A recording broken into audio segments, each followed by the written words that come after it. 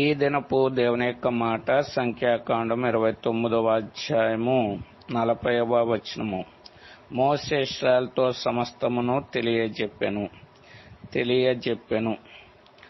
ఆది కాలములోనే దేవుడు ఇశ్రాయేలుకు ఏమేమి తెలియజేయాలో మోషే ద్వారా తెలియజేసినటువంటి వాడుగా ఉన్నాడు.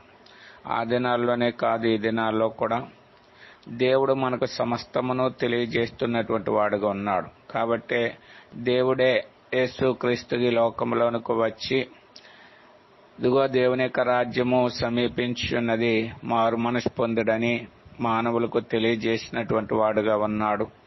కాబట్టి ఆయన తెలియజేసినటువంటి సంగతులు మనం విని ఆయన తెలియజేసినట్లుగా మనము నడుచుకోగలిగితే, మన జీవితాలు సరి చేసుకోగలిగితే గనక దేవుడు మనకు మేలు చేసేవాడుగా ఉన్నాడు, మన కీడు నష్టాల నుంచి విడిపించేవాడుగా ఉన్నాడు.